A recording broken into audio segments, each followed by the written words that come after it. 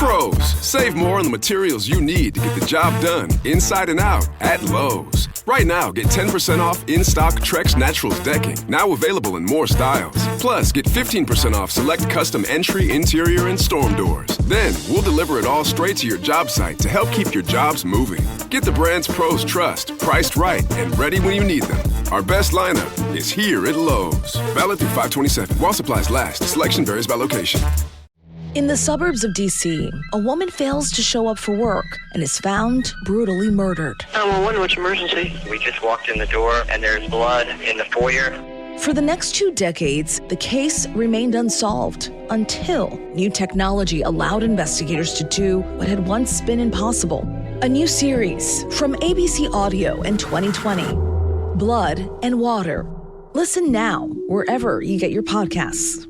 Wine and Crime contains graphic and explicit content which may not be suitable for some listeners. Listener discretion is advised.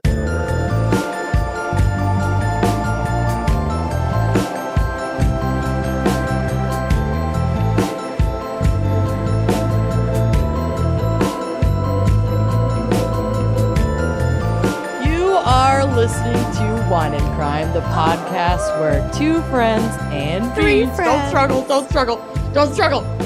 come on, chat your crime, and unleash their worst Minnesota accents. Woo! Oh, hi, Beans. Good job, Beanie. Oh, your first intro. Good girl. Okay, I'll set you free now.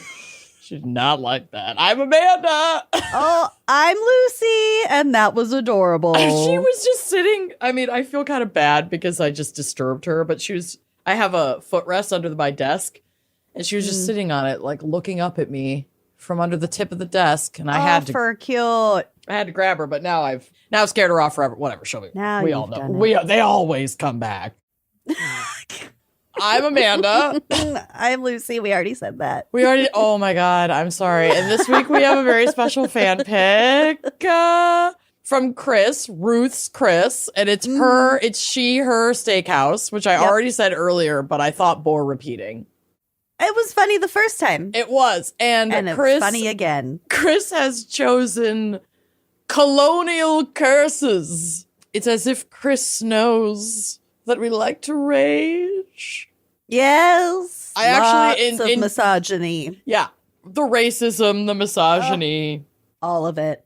The colonialism. The full colonial package. The full reeking package. I went in a somewhat softer direction. Okay. That's good to hear. I can rage about anything. Y'all know. Well, yeah. But I am excited for what you were bestowed upon by the fan picker by Chris this month or this week. I got Ruth's Chris fan pick. Yes, and the fan pick is directly correlated with the fan pick wine crime pairing, which is not a wine but a whiskey. No way! I have a picture of this on the drive. I mentioned this in my case. Well, that's great because this is what the recommended pairing is today. So it's the cinnamon whiskey, the Moll Dyer Cinnamon Whiskey from Maryland's own Tobacco Barn Distillery. Mm-hmm. And my recommendation would be to make a cinnamon mule with it because it sounds really good. So you take 2 ounces of cinnamon whiskey, about half an ounce, but I'd probably go for almost an ounce because I really like the citrus of fresh lime juice. And then top, ginger beer as much or as little as you'd like. If you have a copper mug, great. Put it in a copper mug over ice. If not, just a glass is great. And you can even do like a sprig of mint as a little garnish with a lime wedge. Bitch. Ginger and cinnamon. You know what might be wild with that? What? An orange slice. Ooh, I bet that'd be good. Yeah. If you did this around the holidays, you could do a little dusting of clove and then garnish it with an orange slice and some mint. Oh, that would be fucking good. Yum. Ma'am, you're a genius. Mm-hmm. But a little bit about Tobacco Barn Distillery, as we are shouting them out today. They have a great website. It is tobaccobarndistillery.com. And on their About Us page, it says, a rich history as far back as 1700. Before we talk about us, let's talk about how important the Chesapeake Bay region, specifically Southern Maryland, has been to whiskey and later bourbon production in America. Long before anyone in places like Kentucky or Tennessee thought of filling their first barrel of whiskey, Southern Marylanders such as Basil Hayden, Henry Wathen, I love Basil Hayden, and even the Jesuit priests at Newton Neck were busy perfecting their whiskey recipes and their craft of distilling. A strange twist of fate in the late 1700s drove many of these early distillers from Southern Maryland to places such as Virginia and the area now known as Kentucky. Whoa. Faraway lands as Kentucky. As you travel the same roads and cross the same rivers and creeks as they did, take note of the fields of corn, the wheat, and rye. There's a very good chance some of those grains will again be used as they were more than 200 years ago, making a whiskey to be enjoyed by families, friends, and neighbors. With this as a backdrop, we decided to bring the legal production of bourbon and whiskey back to its American birthplace. It's our collective birthright. Oh, Lord Jesus. We are combining the best of what those early Marylanders used with extraordinary efforts to be environmentally responsible to bring you the best single-barrel bourbons. I'm feeling like this About Us has a special kinship with Colonial Curses. Yes.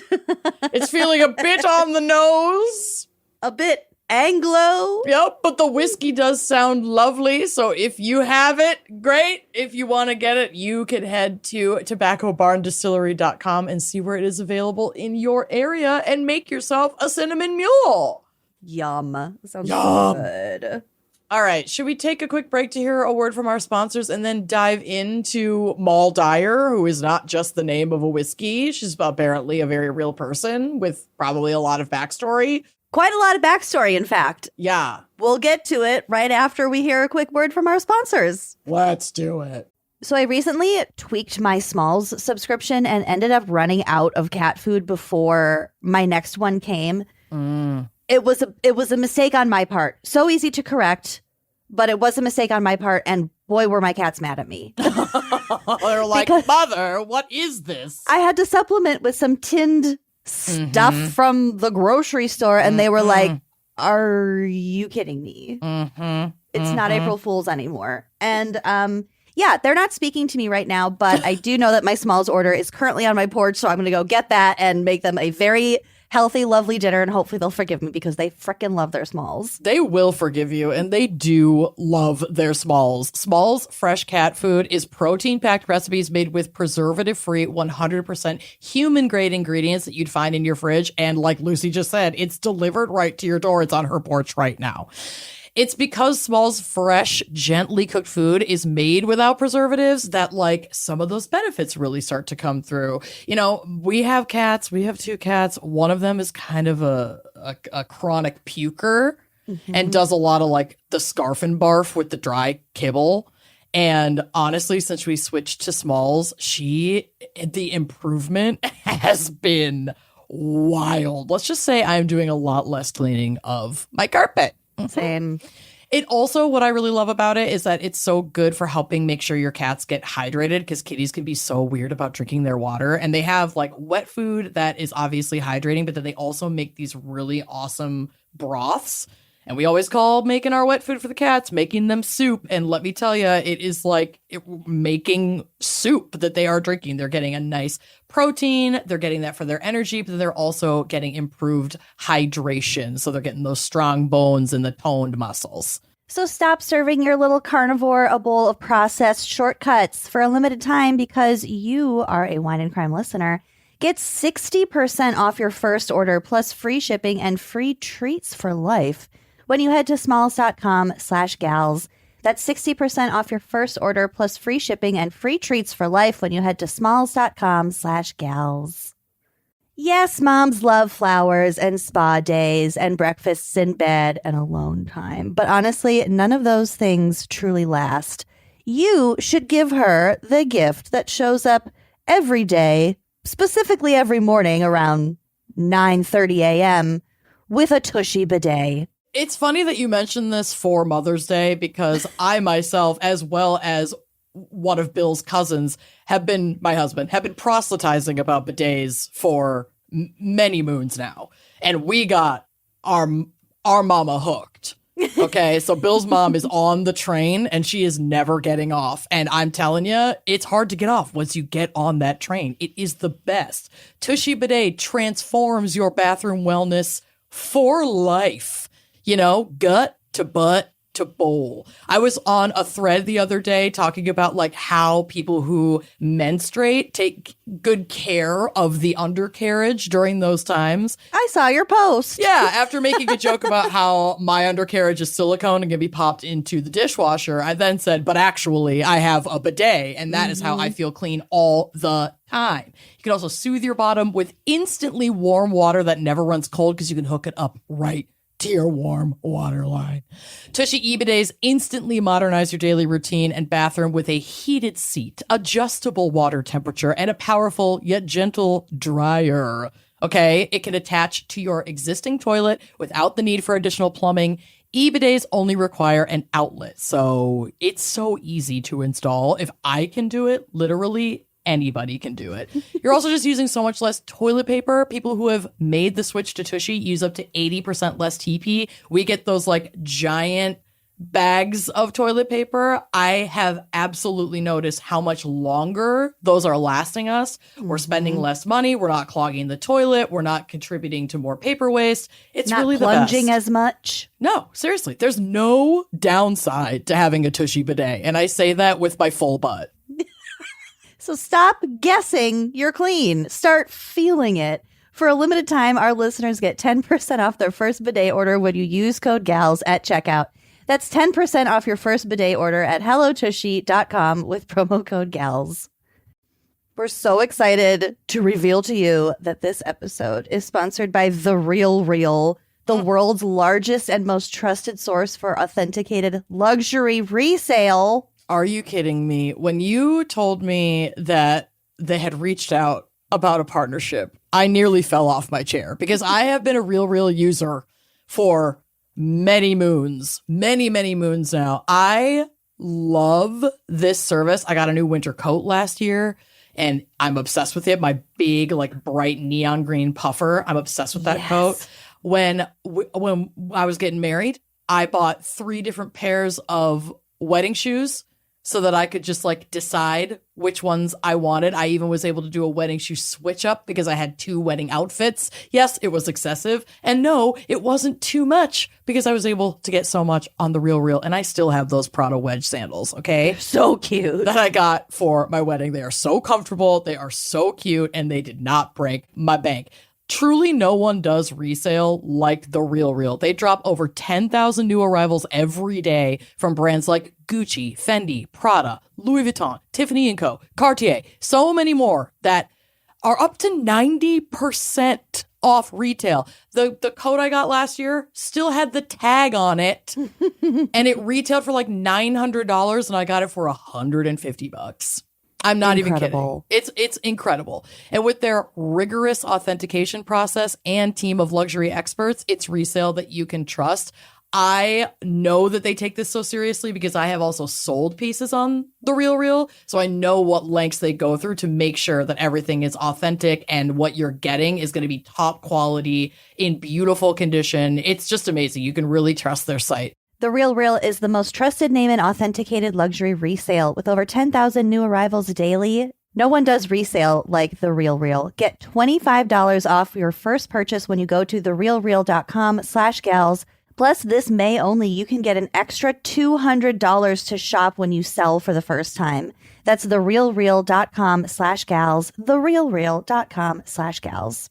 If you're like me and sometimes you wake up sweaty or freezing or just uncomfortable, well, then you will know this fact to be true. The temperature in your bedroom can make or break your sleep. And that is why I love to reach for my Miracle Made sheets. They are inspired by NASA technology and use silver-infused temperature-regulating fabric to help you sleep perfectly all night long. Yeah, so if you're a cold sleeper or a hot sleeper, it doesn't matter. These sheets will help you stay in that comfort zone. And boy, did I need them last night. I woke up so sweaty. Mm-hmm. I forgot how warm it gets in my bedroom. Got to get my miracles out. Yeah. They also stay cleaner longer thanks to that same antibacterial silver technology. They stay cleaner and fresher up to 3 times longer than regular sheets. That means fewer odors, fewer wash cycles, way less laundry. What's not to love? They also feel just as good, if not better, than the sheets you'd find at a 5-star hotel, but without that steep price tag. They're smooth, they're breathable, they're ridiculously comfortable. You will notice a difference. And all that hidden bacteria in your regular sheets, pretty gross. It can clog your pores and cause breakouts. Miracle Made's antibacterial design helps you sleep cleaner and clearer night after night. So upgrade your sleep or give the gift of better rest. Go to trymiracle.com/gals to try Miracle Made sheets today. You'll save over 40%. And when you use promo code gals, you'll get an extra 20% off plus a free 3-piece towel set. They make an amazing gift. And with a 30-day money-back guarantee, there's no risk. That's trymiracle.com/gals, code gals at checkout. And thanks to Miracle Made for sponsoring this episode.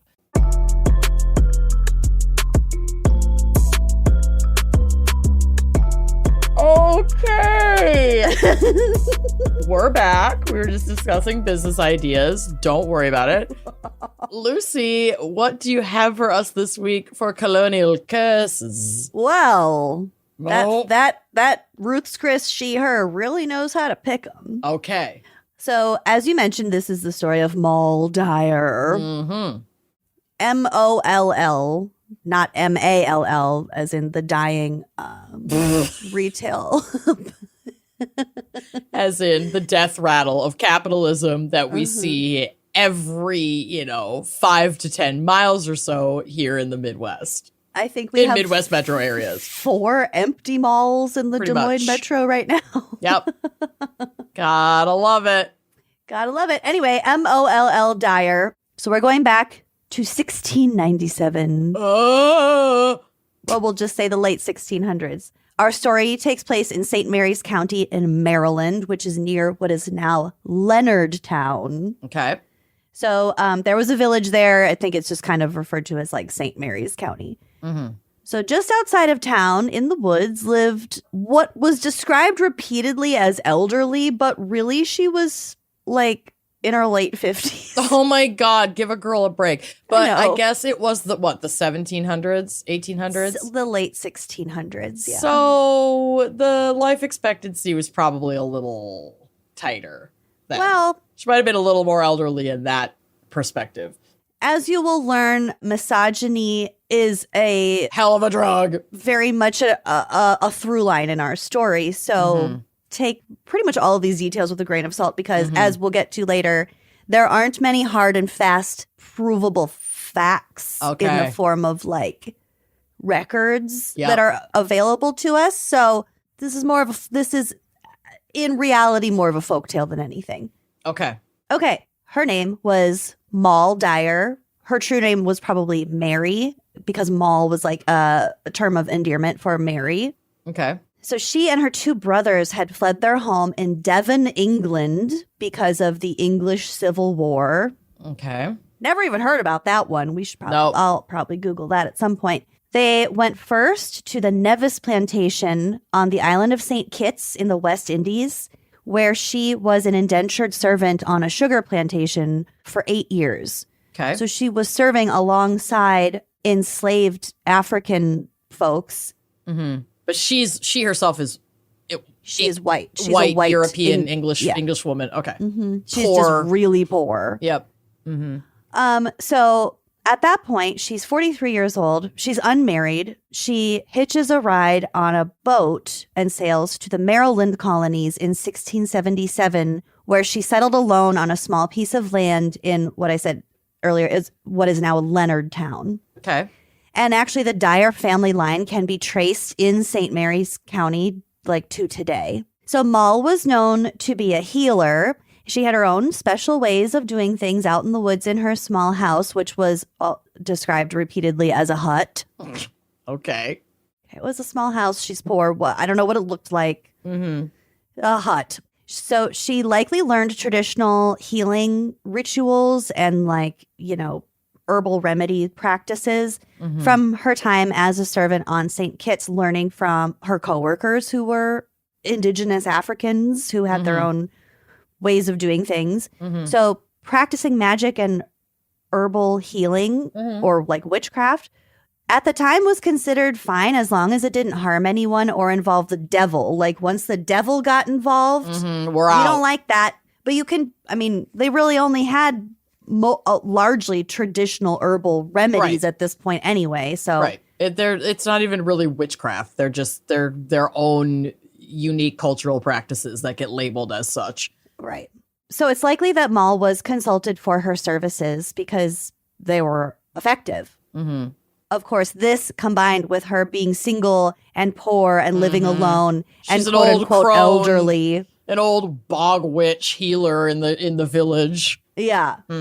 So she was known as the town witch. And as put by a Medium article, which is in my citations, quote, she became known as a healer in her small village, practicing herbal medicine and preferred the company of the local indigenous people with whom she traded healing wisdom to her own people.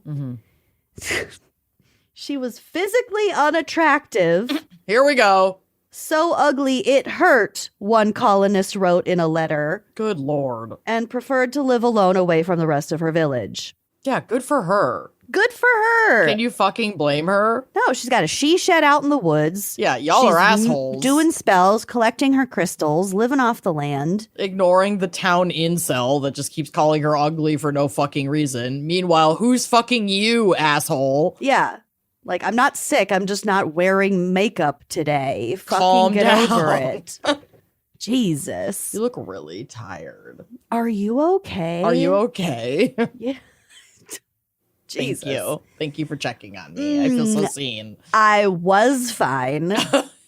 So, a 2-year drought began in 1695 and decimated the village's crops and livestock. This was followed by a brutal record cold winter. So this is the winter of 1697 to 1698, which saw an outbreak of deadly disease. It was described as, quote, a great epidemic. It was probably the flu, like influenza.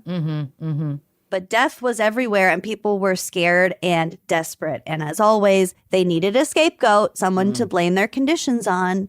And so rumors began that Moll was responsible for the blight. I love the word blight. Yeah. On a bitterly cold night in February of 1698, a group of 10 men, it's always a group of 10 men. Ugh. A podcast. Oh, yuck. Can you imagine 10 men on a podcast? No, I'd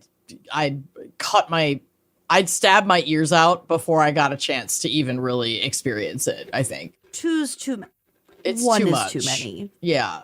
One is sometimes worse. Oh my God, because then they never shut up. Yeah, and there's like no one there to just like rein in their nonsense. Yeah. But then it's worse when it's two and it's just two assholes being like, exactly. Exactly. Exactly.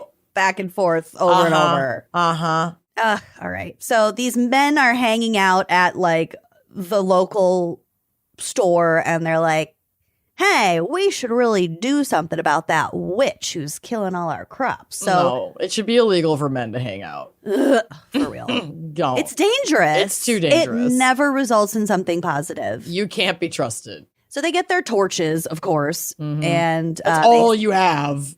You're so boring. You're so boring. They set out into the woods towards Moll's hut, getting more and more juiced up as they go. They're like, yeah, exactly. Ugh, exactly. So they get to her hut. They throw their torches at it. It quickly catches fire because it's a hut. So Moll, dressed in like just her jammies, runs out of the house and escapes into the woods. So the men were like, well, mission accomplished. It's kind of cold outside. She's as good as dead. We're going to go home. They underestimate her, and I hope it's their downfall. I'm sure they were totally sober, too. Yep. 3 days later, a young boy is out looking for some lost cows when he finds her body at the edge of a ravine. She's got her right hand frozen to a large rock and the other outstretched to the sky. She's frozen like that. Is she dead? Oh, yeah. Okay. I was hoping she'd make it. No. He ran for help and returned with a few like grown-up men, and they were like, well, shit. Well, let's get her body out of here and do whatever they did with that. So they removed her body, but when they pulled her off of the rock, her hand and her knee had mysteriously left like indentations on the rock. Like where her body was touching the rock, it was like it was dented into materially the rock, not affected. into like the ice.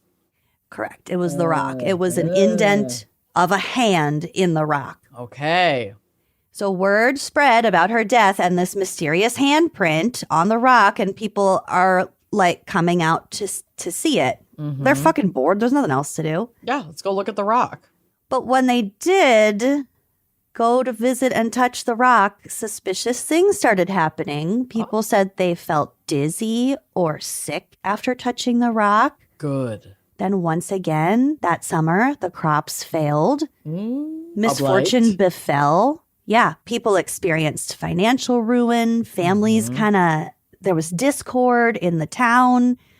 Infertility and child mortality. More livestock were dying. Wow. Just really rough time. Yeah. Did Moll curse the townspeople in her dying moments? That's what it sure looks like. Good for her, by the way. Good for her. As Wikipedia tells it, quote, knowing she would die of exposure before sunrise, she found a small boulder and placed her right hand upon it. She then raised her left hand to the moon and called down a curse on the people of Leonardtown. Yes. So this was all happening around the time of the Maryland witch trials, which was its own fucking thing. So for some context, the first large-scale witch trials in the American colonies were in Hartford, Connecticut. My birthplace. These were from about 1647 to 1663. A really long spate of witch trials. Yeah, that's a stretch. What a crop. That was a crop. The Salem witch trials were roughly 30 years later, from 1692 to 1693. And here we are in 1698. And this is from Wikipedia. Colonial Maryland had a unique relationship to Christianity. The Calvert family, literally Lord Baltimore.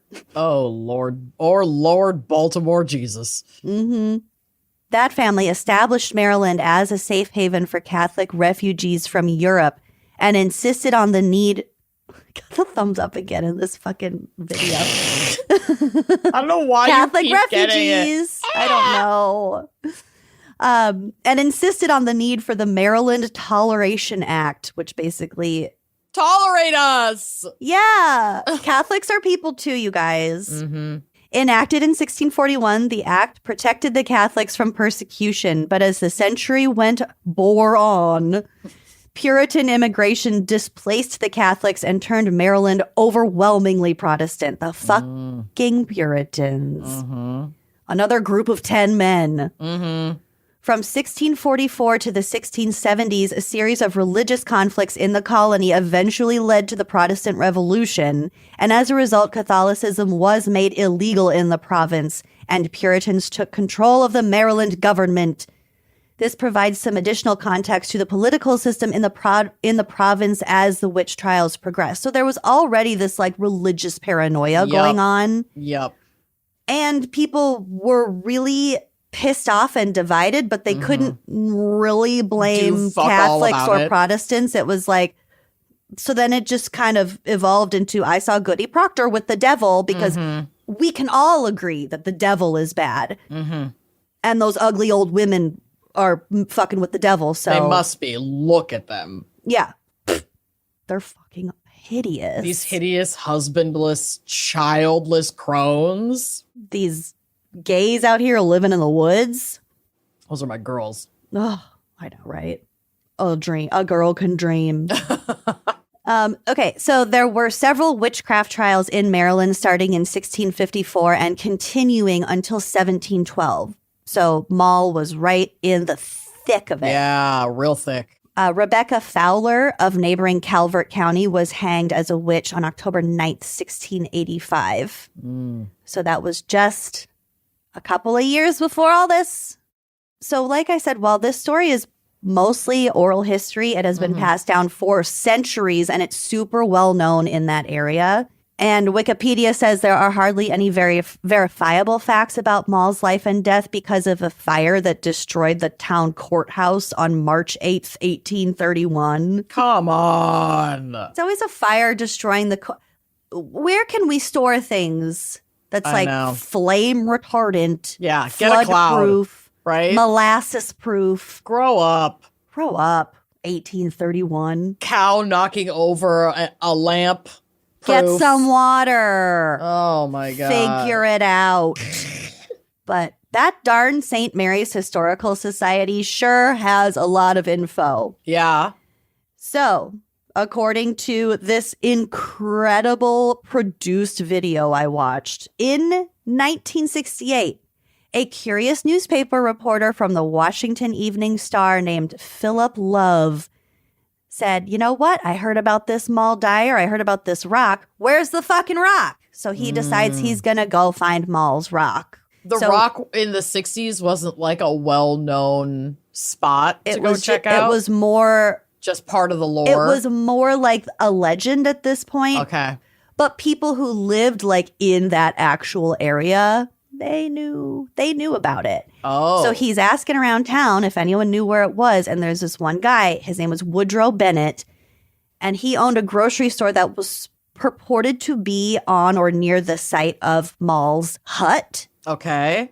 So he was like, shit, yeah, I grew up like creeping through the woods. I know where that rock is. Yeah. We all know where that rock is. We've been going out there since we were little, or we went out there when we were little. So he's like, yeah, I'll show you where it is. So a few days later, Philip, the reporter, he brought his wife, a couple of their friends, and Woodrow, the grocer, the greengrocer. They drove up to Moll Dyer Road, and you'd think that they would have already checked. They would have already checked there. But Moll Dyer Road is reportedly itself super haunted, like ghosts. Her ghosts has been sighted there. There is a spectral white dog that is alleged to like run out from the side of the road and cause car accidents. Like that's happened a few times. There's That's not cool. I don't lots like of that. lightning strikes. Reports of, quote, shadow people and will-o'-the-wisps. No. And a thick, unnatural fog. Moll Dyer Road. No. Calm Next down. gals go. No. I don't want to drive on that. I wonder if Alvin knows where it is. I rebuke you. In the name of Jesus Moll. Christ and Moll. I rebuke you, Moll. I don't have beef with her. No. I don't want to start it. You go have fun. You I go will get tell Moll's you, curse. While I was typing these notes, my mouse was doing kind of weird things on my lap. It was the touchpad on my laptop. And it was acting like I was doing a right-click thing when I was not. No, don't do this. And I said out loud, Moll, cut it out. And then it stopped. Ew. Yeah. Too much. It could have been Tressa. Where are you at? Oh, she's over here. She's on her chair. Do you see her? Yes, I see her. I always see her. I see her See everywhere. her when my eyes are closed. Yeah. No matter where I look, I see her. Okay. So Woodrow leads them through the woods a little ways. They like go up this really steep hill, and then they got to the edge of this shallow ravine where there was this like prominent rock. Okay. So they worked together to flip over this 875-pound rock because I guess someone had flipped. It had flipped at some point. And there on the other side was the perfect indentation of like a woman's right hand. Ew. Yeah. So his wife takes out her camera and tried to take a picture of it, but the flash tube didn't go off. So Philip gets his camera out and again the flash tube on his camera didn't go off. And Woodrow was like, LOL, Moll has cursed your cameras. Haha, this is just what she does. That trickster. And his wife was like, well, she also hexed my sunglasses because they just fell off and I stepped on them. So she broke her sunglasses like in this moment also. What the fuck? Yeah.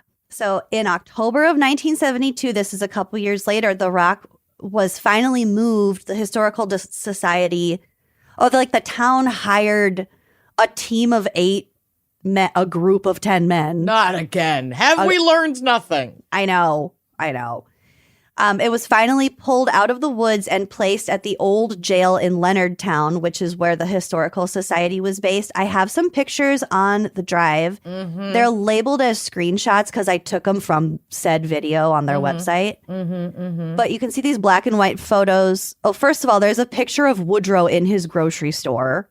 Oh, my God. And then you can see them pulling. They made like a pulley and ramp system to pull the rock up into this truck. And then they drove it into town and they kind of just dumped it on the lawn of the old jail. Yeah. And they put a little sign up that just said Moll Dyer Rock circa 1697.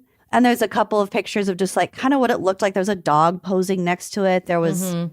I'm looking for the handprint in the other one, the other modern one that's not the dog one. Okay. Is it supposed to be this divot kind of at the center with the 2 dots below it? Let me get to it. So it was just in this yard of the old jail for 50 years, exposed to the elements and to tourists. Mm-hmm. And Moll's handprint was gradually worn down. You can't really see it at all. Maybe you can see it better in person. But I looked for photos. I mean, surely there were photos of it from the 70s and 80s and 90s before it like eroded away completely. I don't know. Unless that's just what they're telling us. I don't know. But either way, I couldn't find a photo that really showed a handprint. Mm-hmm. So a Historical Society decided to move it again to somewhere safer to preserve the rock and its history. So in true Historical Society fashion... They're little outfits. Probably another group of 10 men recreated a 17th century sledge. Mm-hmm. So like a little sled for the rock, and 4 county men in full historically accurate regalia. My God. Minus their shoes. I took a screenshot of their shoes because they're like most dad shoes. Yeah, they look like dad's black pair of mowing shoes. Yeah, they're mowing shoes. Yep. He put on his black New Balances because then they don't get grass stained. Yeah. Mm-hmm. Yep. They're total dad shoes. Okay. And so they pulled the rock on the sledge across town, moving it to the grounds of Tudor Hall, which is where the Historical Society currently has its headquarters. Wow. This was in 2021, I believe. So today, the rock sits under a plexiglass covering and has a more elaborate plaque detailing the events of the legend. Touching the stone today still allegedly causes people to feel nauseous, dizzy, or otherwise deeply uncomfortable. Ooh, okay. It is also said to bring illness and misfortune to one's family. And so people bring small offerings like flowers, candies, trinkets, and leave them like near the stone to nullify the effects of the curse. I love the idea of like the family vacation stop is Moll's cursed rock that could curse your whole family, but bring her a trinket and it's probably going to be fine. You'll probably be fine. You'll probably be fine. I, for one, will not be fucking with Moll's rock. It's not happening. I won't be touching that. Well, a lot of people do fuck with Moll. She was a victim after all. Yeah, leave her the fuck alone. Maybe she wants eternal rest where she can actually rest. That's hilarious because today the town of Leonardtown celebrates Moll Dyer Day in late February with live music, people in costumes, specialty cocktails at local bars and restaurants, and families and kids on scavenger hunts. And there are dozens of... Click the link. Visit LeonardTownMD.com. Yes, Yep. I'm clicking that. There Meanwhile, are poor so Moll. many events. I know. She's not getting any rest, bitch. She was a recluse who lived in a shack in the woods. Do you think she would have wanted any of by this? choice. By choice. She chose. I'm obsessed with this. Oh my God. Okay. So they have just a couple things from the list of the 2025 Moll Dyer Day, which was the weekend of February 20th through 22nd. We have a bakery pop-up. We have the Moll Dyer Crab Ball Special at T&J's Cove. We have the Make and Take felt cat toy activity at the Meow Dyer Cat Cafe. Oh, the whole theme was kindness. It's promoting kindness. Oh, okay. So you paint kindness rocks with the Historical Society at Tudor Hall Manor. They had a sea monster craft at the town market, tarot readings, vendor market, pottery. This is the most overwhelming itinerary I've ever seen. Almost all of the events go from like 9 or 10 a.m. to 4 or 5 p.m. Yep. The And they're hair just dazzlers. stacked. You can go get your hair dazzled.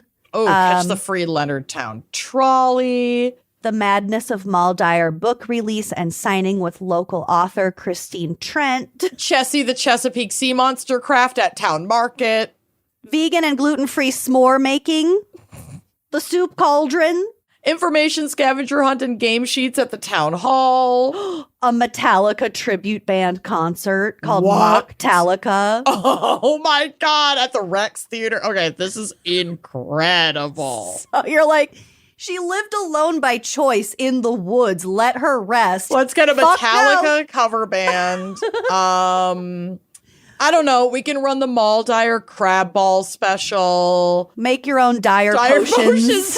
at Crafts and Stitches. The crab ball special. I love the Crab Ball special. I love the Reiki and sound immersion special at Whole Soul Wellness Riverside. Code Reiki26 when booking for $15 off. They have something for everyone. Oh, the Sunday Bucket special at Old Town Pub. Oh my God. Bucket of $5 a bucket $5 of beer. bucket of beer. White Claw craft beer domestic bottles. $5. $1.99. I would go to this.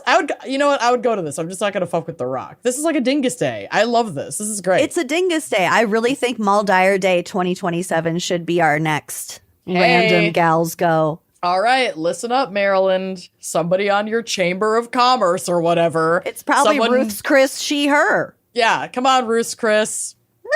Invite us to She Her Steakhouse. I want to experience Moll Dyer Day. Hey, look, they have a 2026 cocktail contest. Okay, Moll Dyer Day 2026 has already happened. Yep, so the next one's probably in February of 27, right? I know, but I want to know who won the cocktail contest. Cocktails look cool. Yeah. Molly's Bad Apple. Spirits for Spirits cocktail contest. Icy Imprint. Oh my God. Frozen Curse. Hex of 1697. Honey Hug. These are great. Adorable. Yeah, I these want to know who cocktails are won. awesome. I don't know. Damn, St. Mary's Historical Society, please get at us. Yeah, we need you. Yeah. Wow, amazing. Oh, there's a trolley that goes all around town. The Leonardtown trolley. It's the Leonardtown trolley, and it runs for free for that weekend. There's a winery, Port of Leonardtown Winery. Stop. It's a write-off. Oh my God. And the trolley stops right at it. I'm joining the e-newsletter. For visit LeonardtownMD.com. Listen, mark our fucking words. We will be doing a Maryland show February of 2027. Baltimore. We We'll can do stay with Alvin. I don't know. Stay with Alvin and his partner and child, baby. We'll have to check how far away Leonardtown is from Baltimore, but yes.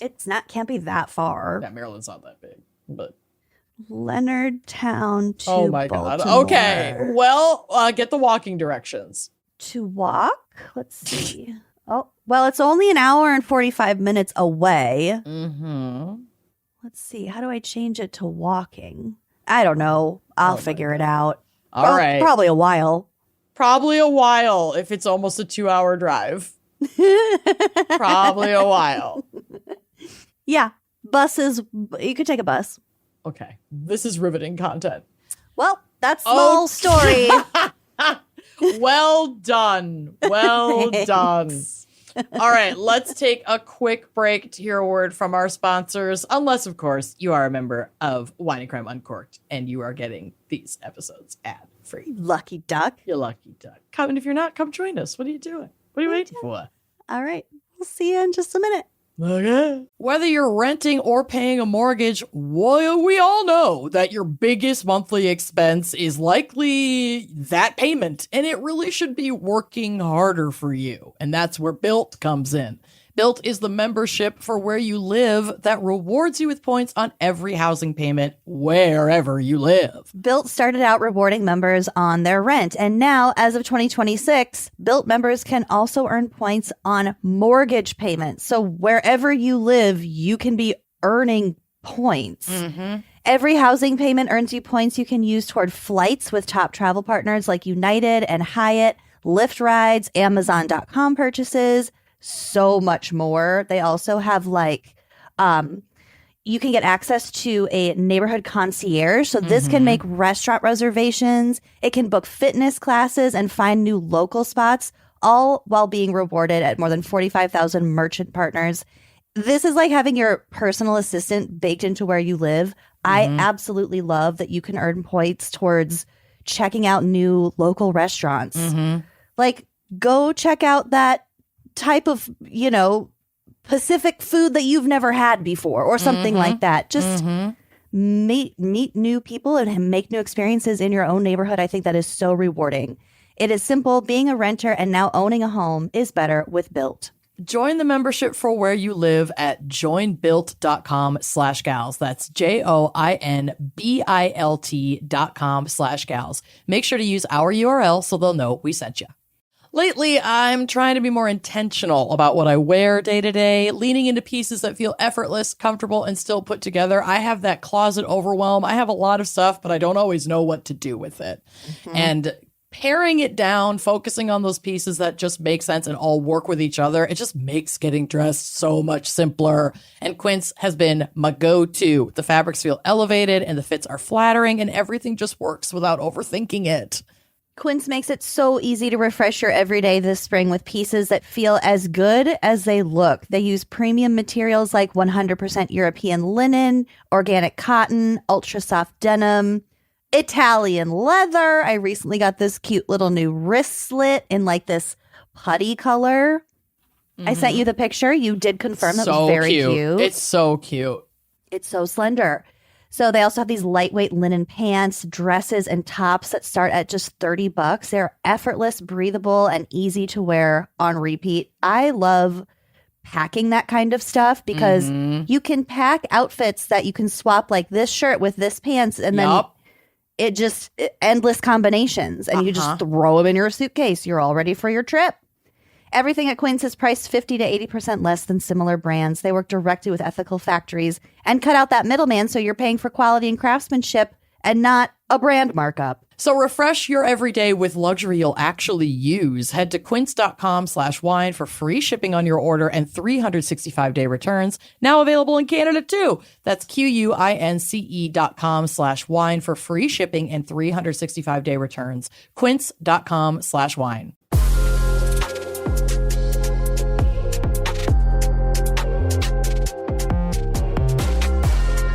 Okay, so like our fan picker choosing Lucy's case, I didn't know that was about like a curse, but I also wanted to look into a fucking curse in thieving. Colonial Curses. Literally. Did we even say the topic at the beginning of the episode? We did. Oh, okay. We did. I did. Okay, good. So yeah, I didn't go into American colonial history, so I'm glad that you covered something here. I went a little further back in our thieving colonial history. So today we're diving into the story of There's a gemstone. no shortage of content. No, Sorry. there is not. There is not. I actually was reading this really impactful and interesting thread about like how white people, especially American white people, have like traded our like ancestral culture for basically the like nothing culture that is whiteness. It's just like being white and like disconnecting from our lineage and like the cultural practices of like our specific ancestors and all that stuff, and like Also, encouraging like, our actual lineage having been co-opted by white supremacists. Oh, for sure. For sure. And, you know, encouraging white people, especially to like look into those cultural practices and like try to connect with something that's not just like being white. And then all these white folks were coming back in and being like, everywhere I look down my history is just like violence and colonialism, and I don't want to connect with this. It's like, yeah, Might be best to start fresh. It's kind of tough. It's kind of tough. Finding your culture when you're white is so hard, you guys. We're so oppressed. So hard to connect with our people. So tough. Well, we don't know how. But so we're talking about a gemstone that has left a trail of financial ruin, illness, and despair across 2 centuries. It's known as the Delhi Purple Sapphire, and she is gorgeous. There's a picture of her on the drive. But her name is pretty misleading. For starters, it's not from Delhi, and it's definitely not a sapphire. It is, in fact, a large, irregularly shaped amethyst. Yet, despite Beautiful. yeah, it is really beautiful. Yet, despite being a relatively ordinary stone, it earned the chilling nickname, the Gem of Sorrow. Oh. Wow. Okay. The curse supposedly began in 1857, during the height of Indian uprising against their British occupiers. The stone was looted from the temple of Indra, the Hindu god of war and weather, in Kanpur. The man who took it was a Bengal cavalryman named Colonel W. Ferris. And for those of you, like myself, who are many years removed from AP European history, the Bengal Cavalry was the army of the Bengal Presidency, one of the 3 presidencies of British India within the British Empire. Okay. So this is fighting between basically the colonial occupier, quote-unquote, state and the indigenous population. Yeah. The Indians. The actual Indian people that work there, or live there, not work there, live there. They probably worked there too. Yeah, I mean, I'd imagine. You work usually where you live. Well, the god Indra's vengeance was swift. Oh no. As soon as Ferris brought the gem back to England, his life unraveled. He suffered a total financial collapse, and his family was hit by a series of debilitating illnesses. Oh no. From Atlas Obscura, quote, the same misery happened to his son, who inherited the stone. So he gave it to a friend who subsequently died by suicide. Ooh. In an unsettling twist, that friend had indeed willed the stone back to the son who found the amethyst returned to him now with a body count to its legend. Ooh. We assume the former owner was not pumped to see it returned to him, so he ditched it, and Especially the details... not by way of a suicide, will. Yes, from his friend that he gave it to try to get rid of it. So we got rid of it again, but I don't know how. The details are unclear. Okay. By 1890, the stone found its way into the hands of a scientist and polymath, who is apparently a person with vast, deep knowledge and expertise across multiple, often unrelated fields. Mm-hmm. Named polymath. Where on the autism spectrum does that fall? Because I feel seen, yeah. Named Edward Heron Allen. Now, Ed was a rational man of science. He was a friend of Oscar Wilde, not someone prone to superstition. But even he couldn't ignore the, quote, trebly accursed nature of the gem. He tried trebly accursed, probably just like, yeah, it's terribly cursed, but like in ye olde slang. I'm going to start saying trebly. Trebly accursed. Trebly. He tried to give it away twice, but both friends were met with such bad luck they returned it to him. Oh, it's like triple. Oh, it's trebly specifically accursed. 3. Okay. One recipient was a professional singer who allegedly lost her voice forever after wearing the cursed jewel. Ariel. Ariel. Ariel.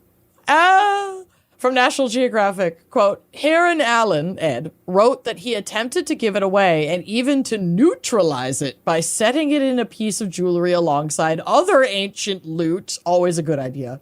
Why would that neutralize? Girl, this is white colonizer thinking. I know. That compounds the hex. I know how to water down the curse. Put more stolen objects. Yeah. We got this. They'll cancel out. Including 2 ancient Egyptian scarabs and a ring he claimed belonged to a famous English astrologer. Nope. But try as he might to get rid of it, the stone kept coming back into Heron Allen's possession and causing even more misery. Frustrated, he then threw it into a London canal, only to have it returned after the canal was dredged. Stop. Sir, is this yours? We found Sir. it at the bottom of the river. That's right.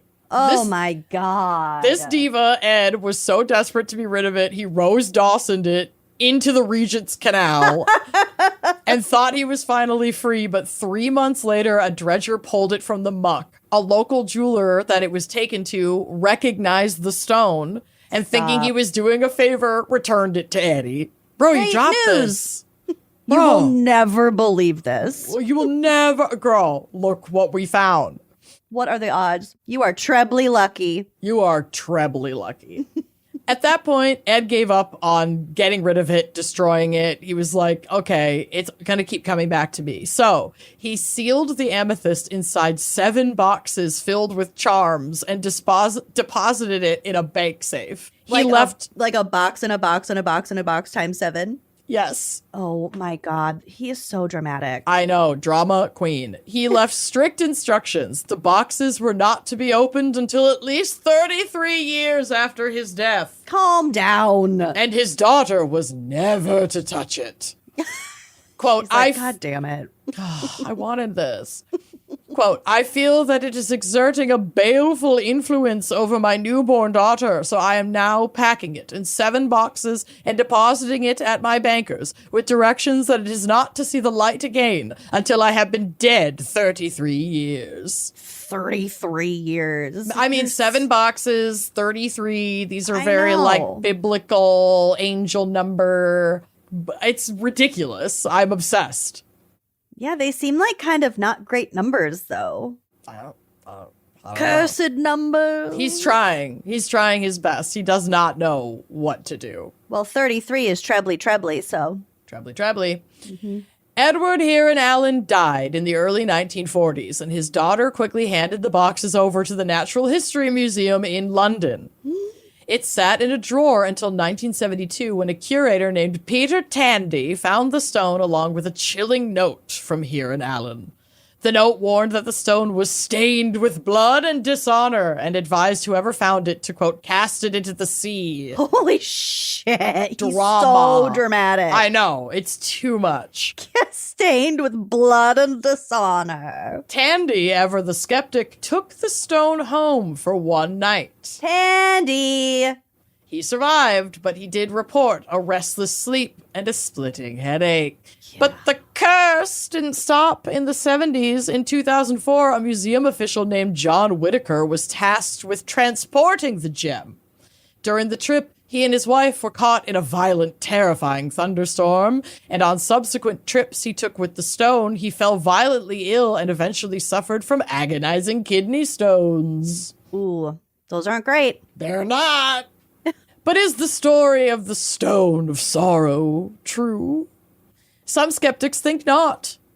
This is from National Geographic. Quote, the letter was likely part of a complex hoax Heron Allen designed to draw attention to The Purple Sapphire, a 1921 novella he penned under the pseudonym Christopher Blair. Oh, for God's sakes. The story is presented in the guise of a manuscript that has been discovered by a university registrar entrusted with secretive papers by eminent scholars.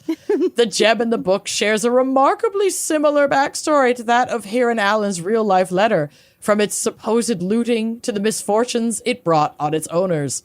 Curators at the Museum of National History in London have suggested that Heron Allen's posthumous bequest may have been designed to draw attention to his fiction, which explains its erroneous dating of the real-life insurrection of Kanpur, which occurred in 1857, not 1855, as Heron Allen's letter claimed. Edward Heron Allen may have met an aged ex-army colonel or general either in the course of his work in London or in some gentleman's club in Lewes, and heard tales of army life in India and decided that these would make a good story, writes museum marketer Amy Freeborn on the Natural History Museum's website.